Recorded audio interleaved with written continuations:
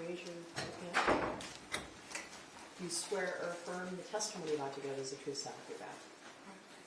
Could you step up and have a seat?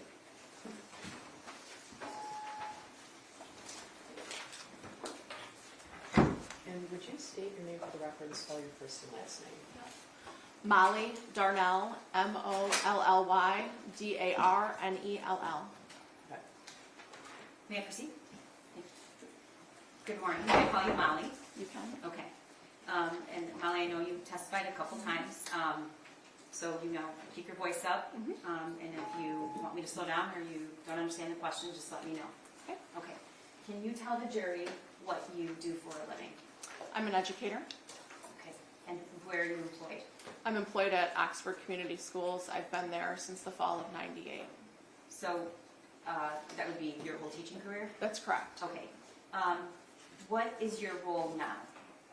My role now is I am a virtual teacher with Oxford Virtual Academy. I'm a mentor teacher for middle schoolers.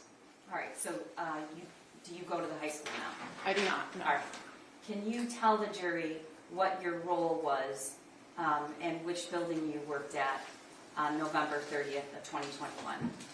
On November of 2021, I was the International Baccalaureate Coordinator for the Middle Years program, which was a 610 program, as well as the English Language Arts coach, which was a 612 position.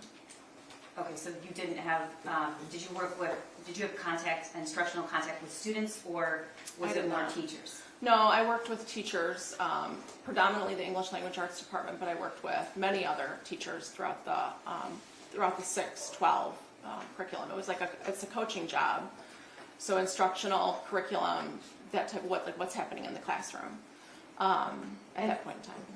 When was the last time you had a traditional teaching schedule? A traditional teaching schedule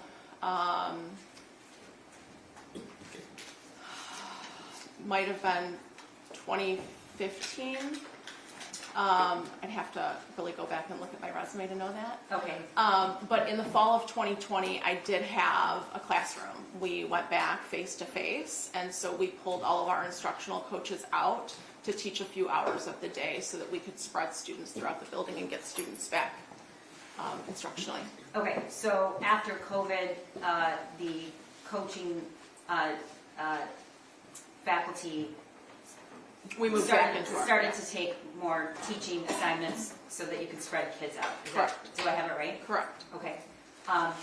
In November of 2021, were there kids in the school that you knew, and if so, how did you have contact with them? There were kids that I knew from the class that I had the previous year. There might have been, having been in the district for a long time, there were a lot of teachers who had children that were in that building. So I know a lot of them too. Okay.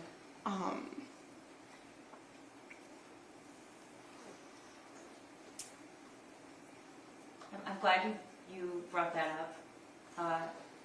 Does Oxford have a lot of faculty who send their children to the district? Yeah, I would say many of our faculty send their students through Oxford schools, yes. Okay. And the kids that you knew in that building that day, did you also know them from middle school or you just knew them? Yeah, just knew them from knowing their parents, or if I had them in class the year before. But there might have been a kid in passing that I met here or there, but for the most part on that year I had no contact with students other than, if a kid wanted to stop in and see me, or if we met in the hallway or... Okay. But did you have a traditional classroom? I did not. I shared an office. It was like a half classroom. So was the classroom turned into two offices or an office? Correct. It was a classroom turned into two offices. It was in one of the instructional halls, the math science instructional hall. And I shared it with two other coaches in the district. Okay. You're the first witness. So the jury's not seen a map of the school. So I'm going to put that up in a minute. Okay. It's already been admitted. There's no objection to that. But before I do, can you just generally describe how the school is laid out? It's a fairly new building, correct? It is fairly new. The building, the main part of the building was opened, I think, in the fall of '98, the year that I started with Oxford Schools. And then I think it was the fall of '04 that we started, that it became the high school. So it's a fairly new building. There is like one main hallway that kind of runs up the center and it hugs into the courtyard. It almost reminds me like if you opened it in a map, you would see it almost mirrors itself in many ways, especially the area that I was in. Okay, and your hallway were the hallways organized by subject matter? Yes, we had like our foreign language hallway, our English language arts hallway, we had our math section, social studies, and then science wrapped around the side. Our electives were on the outskirts of the high school. And how did the students and the faculty refer to bathrooms and exits? How did they describe them from one to the other? It might have been like the exit by the staff parking lot. That's how I knew them. Okay. I know that there are numbers on all the doors. Numbers are not my thing. It's your English. Where is this? Is there a senior There is a leisure senior, area yes. at Oxford? Yes, so right up that main corridor, which is like, I said if you folded it, there's like this one main hallway. Right in the center of the building is considered the senior window, and that is right in front of our courtyard, one of our courtyards. And the hallways go subject matter. Did you typically find upperclassmen, lowerclassmen, or it was all mixed in all throughout the building? Well, many of the seniors did hang out in that area, or kids throughout the building. There was no area specific for like freshmen, sophomores, or seniors. All right, I'm going to show you now and the jury what's been admitted and marked as People's Exhibit 9. Can I have this? Yes, it should. You should take 60 minutes. Yeah. Oh, okay. That goes on last. It'll take a second. Okay, perfect. See it? Thank you. Yep. Can you tell the jury what we're looking at? This is a map of the high school, and so you see where that it says media center in the middle, and then court right below it. When we were talking about that senior window, Right there? correct? So that senior window is just south of court. Like that's the senior window. That window that is on the south end of court. No, go back.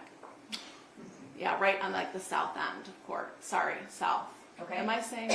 Maybe I'm directionally challenged. I think I'm sorry, I am. everyone has I'm going to this. want to go north. Okay, so what, I guess it would be east. what was the number for your classroom? My number is 222. Okay, and we'll, right there? Correct. Okay. And then what's in the middle area right there to, Actually, sorry, I'm not 222. I'm 224. okay. I was right next door to 222. Do you see 224? You can't see the number, but you can see between 226 and 222.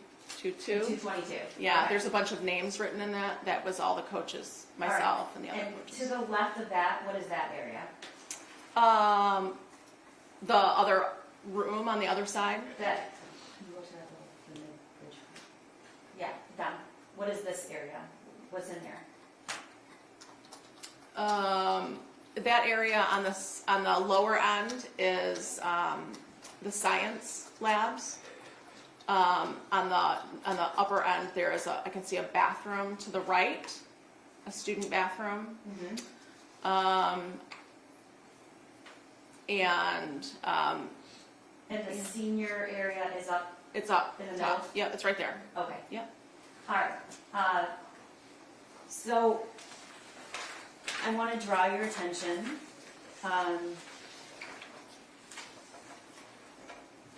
to around 12:50 on November 30th, 2021. Do you remember that day? I do. Okay.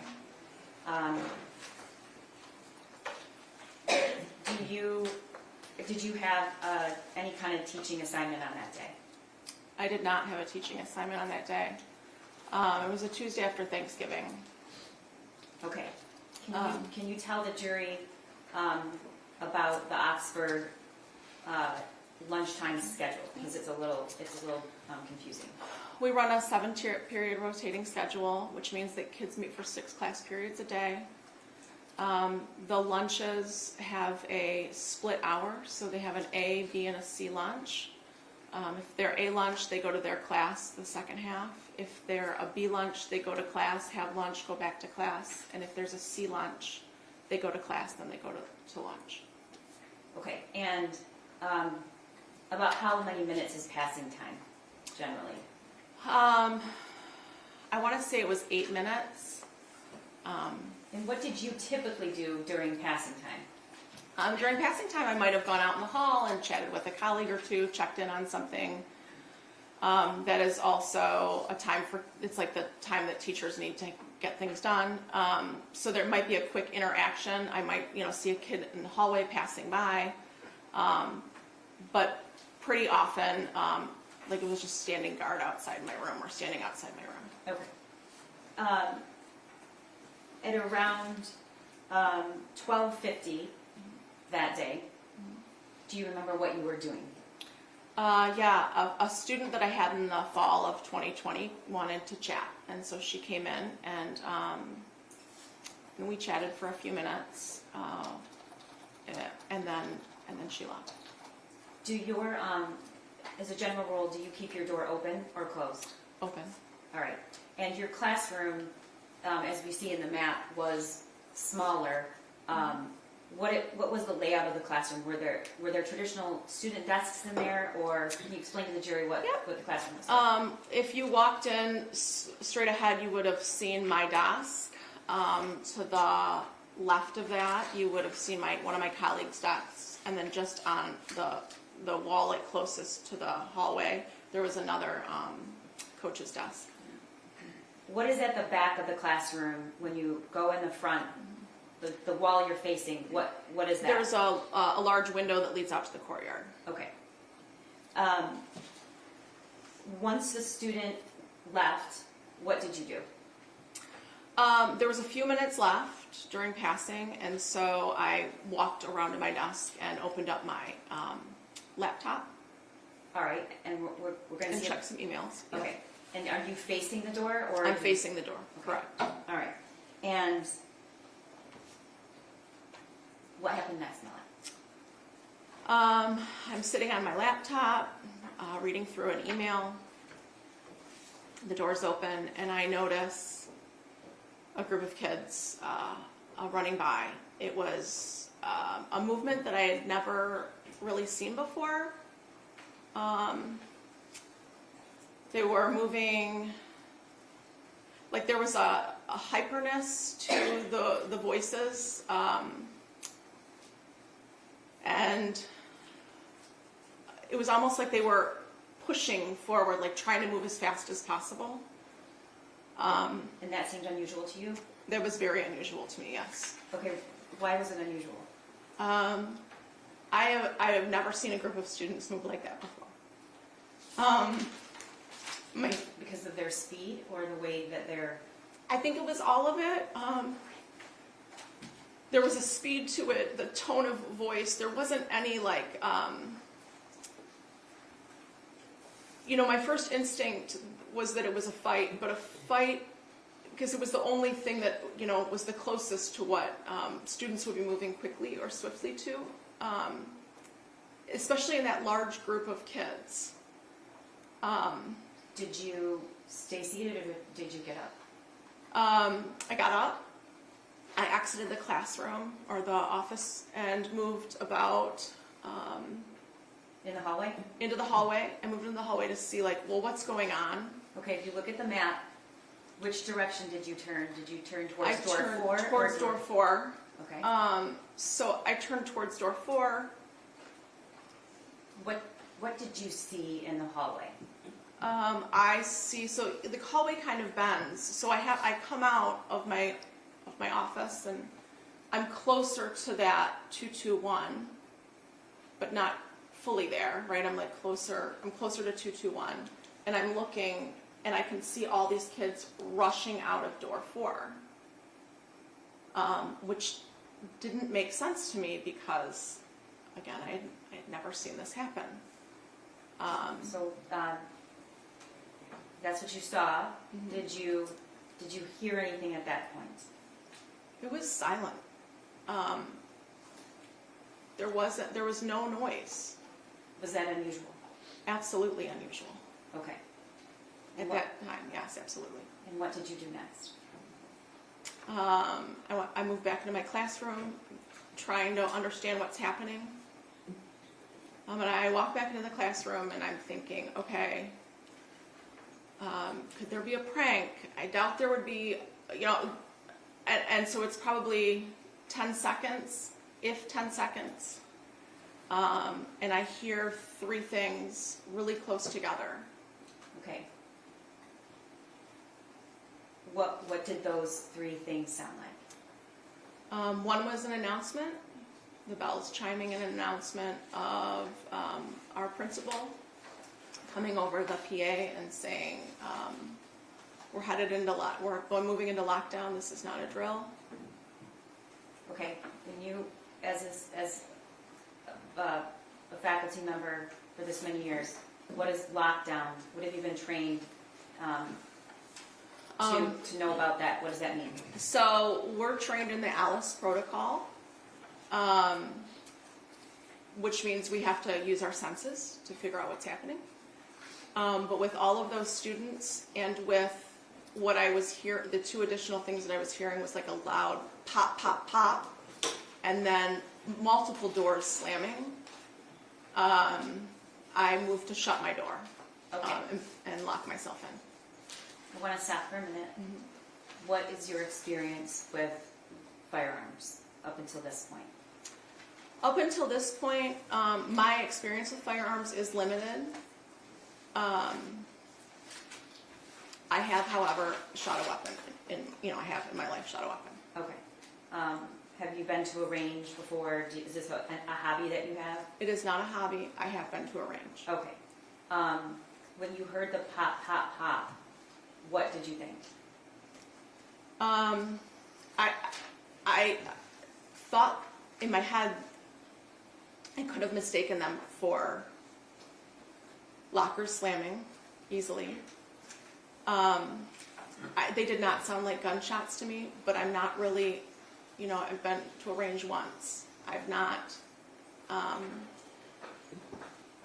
I don't really know what a gun sounds like. Okay, so what you said the three things: the announcement, The pop, pop, pop of a weapon that I now know, and doors slamming. okay, and what did you do? I moved to shut my classroom door because when I had come back in, I had not shut it. So I shut that classroom door, and we have a night lock next to all the doors. Can you tell the jury what a night lock is?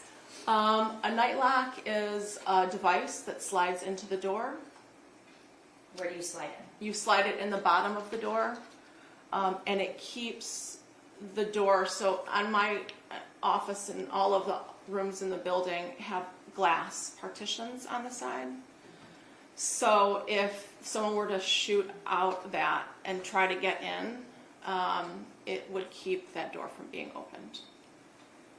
Okay, I'm going to show you what's been admitted as Exhibit 10. Mm-hmm. Molly, what is that? That's the office that I had. Okay, so that's your door open. Yep. All right. And where is your... This is not a pic... Is this a picture that adequately reflects the normal... No. Okay. This was... We're going to get to why that's like that, but where is the desk that you were sitting at? Straight ahead, there's that tall lamp. My desk was the other way. The other way? Yep. Right there. Okay. So, you said you approached the door, you shut it? I did. I shut it. And then where was the night lock? It is in this photograph. You can see that bag that's mounted to the wall. That's a blood bag that we keep in all the classrooms. And then, or like a medical bag or whatever. And then just in front of that, you can't even see it. It's so close to the door. Okay. Was the night lock. Okay. And I think I might have interrupted you. What is significant about the night lock, and why is it used in a lockdown? It's a measure. It's an additional measure of barricading yourself into a room if need be. Can you open the door if the night lock is installed? You cannot, What about if you had a key to the door? wouldn't matter. You cannot open. It's like, it keeps that door from being opened. You would have to remove that metal frame in order to get that door off. Okay, and how do you, so the person from the inside has to disengage the night lock, Yes, that's do I have it right? Yes. Okay, so, you close the door and you get the night lock, and then what happens? Did you see anything in the hallway as you approached your door? No, I didn't. I shut the door.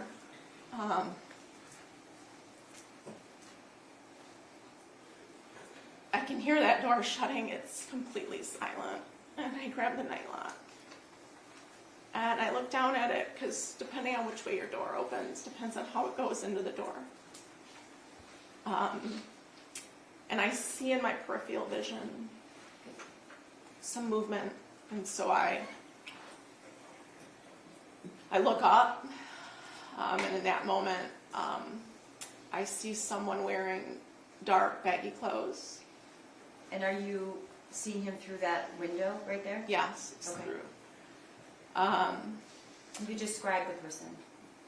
The individual is wearing a hoodie, baggy clothes, a mask, and there was a skull cap on, or like a. So were any parts of this individual's face visible? I did not see any part. I mean, only his eyes, and he was wearing glasses. Okay. Had you ever seen this person before? No. All right. And when you looked through the door, where was this person? How was he faced? Was he facing you? Was he to the side? At the moment that I locked eyes with him, we were standing square to one another. Okay. Tell the jury about locking eyes with him and what you saw. So I lock eyes with this person, and I see some movement coming from the side of him, and I realize that he's raising a gun to me. I remember thinking in my head, there's no orange tip on that gun. What does that mean? I had heard somewhere in my past that BB guns have an orange tip.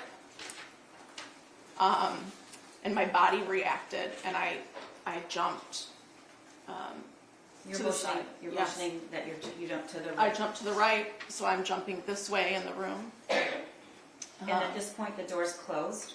The door is closed, yes. Is there a window on the other side of this door, or just what No, we see? just Okay. what you see. All right. You jump to the right, and then what happens? I'm turning and I'm jumping to the right, and then I feel my shoulder move back. It feels like I've been stung by hot water. Okay, you're pointing to something. Yeah, on my arm. On your left arm. Yes. Okay. At this point, did you manage to get the night lock in already? No, the night lock's in my hand. So he could have just opened the door. The door was locked. Okay. Like the lock was Okay. on it, right? I look behind me and you can see the bullet hole in the glass leading out to the courtyard.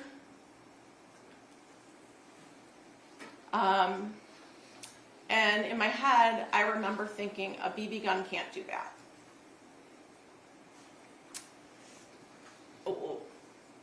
The instinct in my body was that I had to barricade this door. But I'm afraid to go back to the door to put the night lock in. Okay, I'm sorry, Ma, I have to stop you for a second. After you locked eyes and you see a gun, do you hear anything? Nothing. Okay. Oh, well, sorry. That's okay. It's totally silent in the hallway, but I do hear 3 loud pops. You could feel the force coming, the way the door hit. It was very forceful, but the sound did not match the force. What do you mean by that? It was higher pitched than the power of what was happening through that door.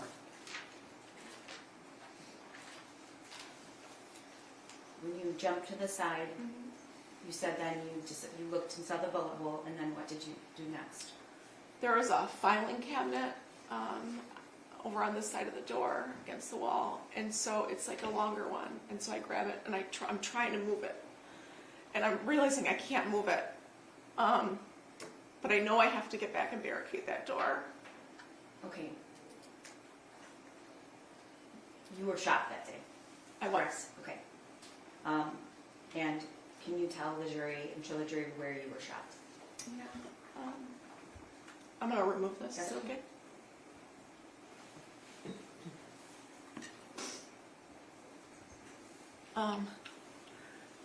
You can step down if you want to, it's okay.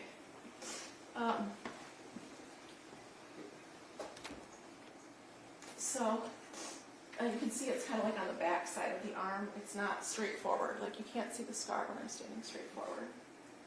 So he caught me when I'm jumping on this side. He catches me. And are there There's two? an entrance and an exit wound, and the line in the middle is where the bullet cauterized my flesh.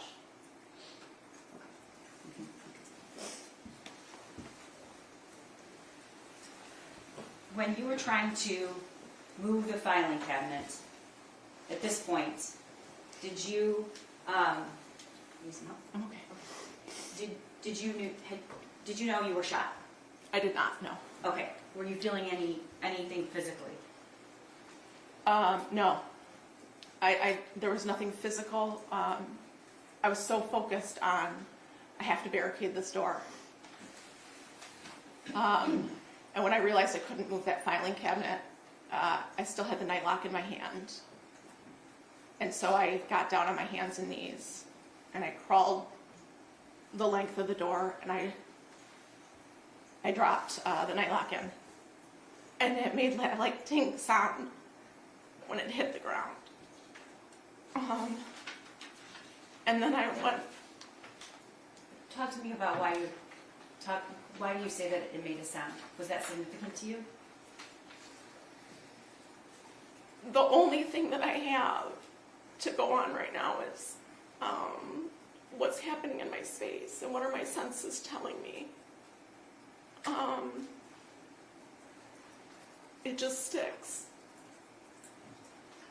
Was there anything, could you see, smell, or hear anything else outside of your door? There was a smell of a cap, like a cap gun might have smelled like. But I'm not going back towards the window, right? I'm just dropping that in.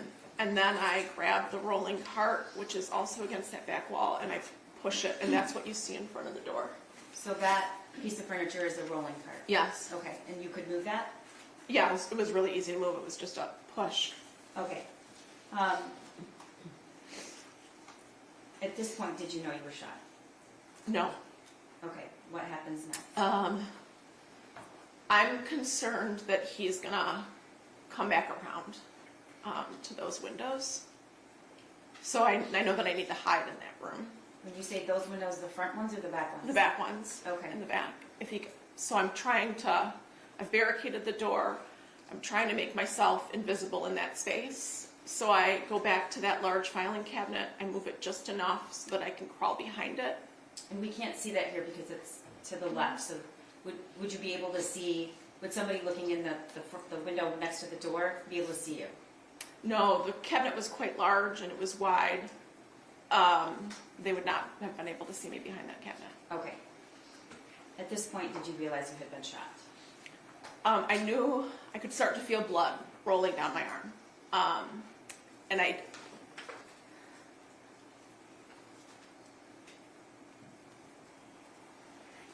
What kind I of don't think I was admitting that I was shot, right? It's not some, it was so far out of what I knew to be what happens. And so I just knew that if I was bleeding, I had to put a tourniquet on. But I can't get back to that bag that has medical supplies in it. So I removed my cardigan that I was wearing that day. And I used one of the sleeves to tie around my arm. I put part of it in my mouth and the other part in my hand, and I just tightened it around my upper arm.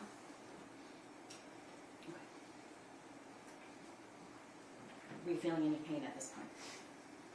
No. Okay.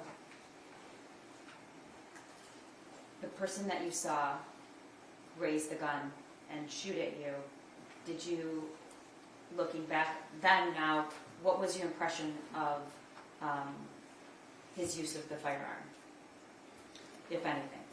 Your Honor, I'm going to object to that question. She's already testified she's not very familiar with firearms. I think that she would be speculating about his use at this point. I do want to acknowledge she's testified twice before, so I do know, I'm trying to, this is difficult. Even though it's her third time, it's very hard for her, and so I'm trying to get her to answer my questions. Well, describe Yeah. what you noticed about him. His feet were about hip distance apart. His shoulders were square. And he raised that gun right up. It was probably a second from the moment that I locked eyes with him. Okay, just for the record, you're raising your arm at shoulder level. Was it 2 arms or 1? I don't know. I just remember seeing the one arm and my body instinctually moved. Okay. So after you tied the tourniquet, what did you do? Were you hearing any announcements? Did you have a phone with you? Did you have a way of communicating with anyone? I had my cell phone. The thing that I know to do is to barricade and listen. So I'm trying to figure out what to do next. I know that if we're in lockdown, 911's been called. There's a phone on that desk, but if I reach for him, he's there, he'll see me. And then I'm worried about what's happening in the front office. So I don't want to call up there. And I text my husband, I love you, active shooter. Within a few... Did you let anyone know that you had been shot? No, not at that point. Within a few minutes, I received a text message from my daughter, who went to school in a neighboring district. Through social media, she had heard that there was an active shooter at Oxford High School. She said, "Mom, are you okay?" And I said, "I'm sheltered in place. I'm safe. And I love you."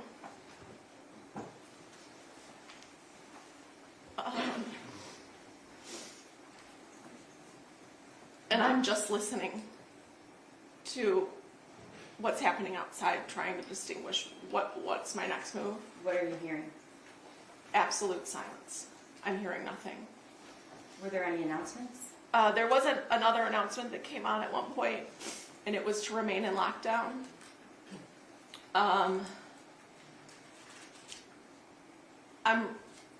There's a hallway text thread that we have. That there's no one texting on that, but Do you there. mean the teachers Yes, in that in the hallway hallway. have a group text? Yes. Okay. No one's texting on that, but in the other part of the building, my language arts team says, I'm hearing there's an active shooter, and I said I saw one. Did you say, "and I've been shot"? I did not say that I was shot. Okay, is there a reason you're not telling anybody that you've been shot? Is that because you didn't want to really understand it, or? I think that there's definitely a part of me that was in denial about what was happening in that moment. I also think that what I know is that building has to be secured to save the most amount of lives. And telling anyone that I'm shot when I'm not, when I do not need help, is not beneficial. So you didn't want anyone to help you? I did not need emergency medical attention at that moment. Or at least that's what I felt. Okay. How long do you think you were in that classroom behind that cabinet? I'm in there for about, I would say 20 minutes. And I'm sitting on my bum. And at one point I hear footsteps in the hallway because my back's facing that hallway. And I think they're starting to evacuate those rooms. That was the decision, that was the moment I decided to text the teacher next door to me. She's in room 222. And I just said, no one knows right now, but I think I used the word hit. I've been hit in the arm. And then I did say, I hope there's no one else. She then alerted. I believe she called 911, and there was another teacher in the room with her, and he alerted the front office. So at some point, did somebody come to try to help you? It was pretty quickly after I sent a text message to them that Kurt News, he was our assistant principal at the time, that he shows up at my door knocking, Molly, are you in there?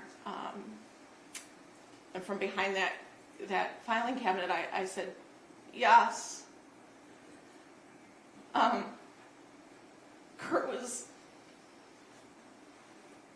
known Kurt since I started in Oxford, but I didn't trust that was Kurt in that moment. So you didn't want to open the door? I did not want to open the door.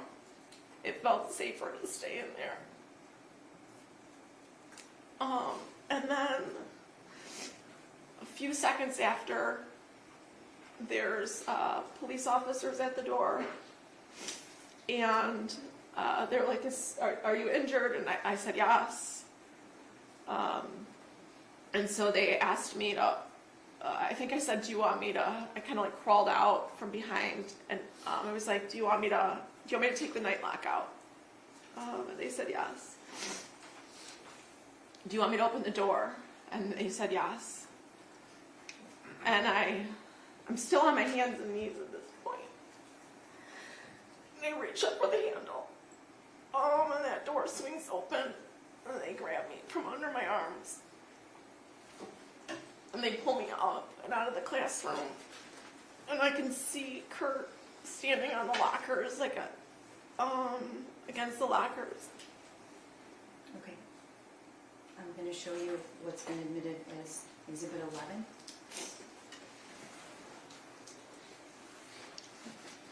What is that, Molly? That's them at my door. And that's them walking me out. You can see that there were multiple police that were around that door when they pulled me out. And then the two escort me out door 4.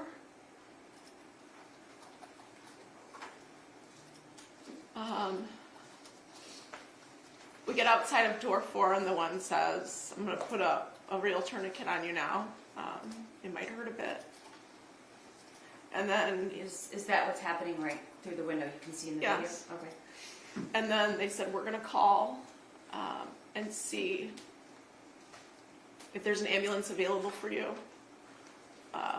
We need to know if someone needs it more than you. Okay, when you came out, we see somebody there, an officer with a weapon. Mm-hmm. Was there anybody else in the hallway? Were there any students? There was no one in the hallway. It was completely silent with the exception of a walkie or two that was going off. And what information did you have at that point about the shooter, or did you know if somebody, if they're still in the building? Did you know if there were victims? What did you know? I have no idea about anything, but when he says, we're going to see if there's someone else, I think it was the moment that I knew that there was someone else. When you got outside, what did you see or hear?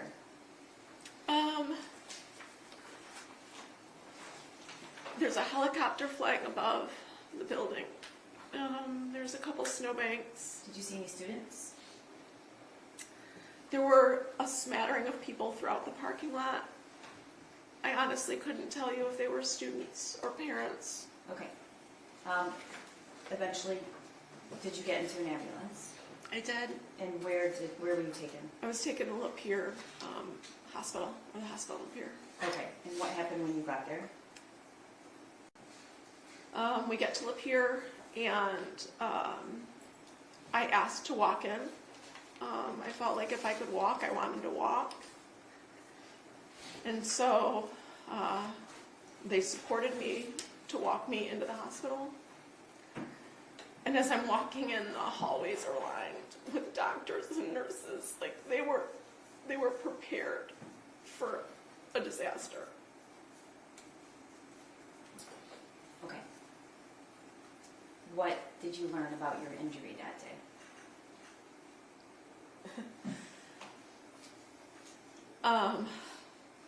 It was through and through. It was clean. They ended up doing a chest x-ray on me in the hospital to make sure that no debris from the bullet came in. And that was probably the first moment that I cried. Because I felt like I had made a mistake in the classroom. And that I had actually put my life in danger. I didn't know if I was hit somewhere else. What do you mean you thought you made a mistake? I didn't know if I was hit somewhere else. I couldn't understand why they were doing a chest x-ray on me. Okay. Were you released that day? I was. My husband came up to the hospital to come get me. We went home that night.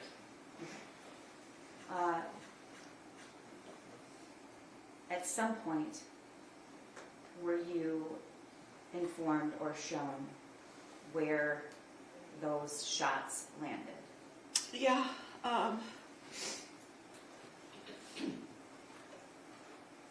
He was aiming to kill me. Those shots were intended. Okay. I want to back up. When did you learn where those shots landed, other than you knew it hit your arm? My husband was my nurse at home, taking care, cleaning my wound. And at some point when, I'm holding him out, I realize that's a heart level. And he was aiming to kill me. Okay. How many inches is it from your heart, Molly? I would say about 6. Okay. At some point were you shown the picture of your door that depicted, okay, Yeah. do you remember when that was? Yeah, I saw that photo in your office. Okay, when you came in months ago to talk about the testimony. All right, Molly, I'm showing you what's been admitted as Exhibit 12. Is that the classroom, your classroom door? It is. Okay, and the pink rods, do you know what those indicate? The bullets that came through the door. Okay, and when you saw that in my office, what did you say? He was aiming to kill me. That's a shot to the head and 2 to the chest.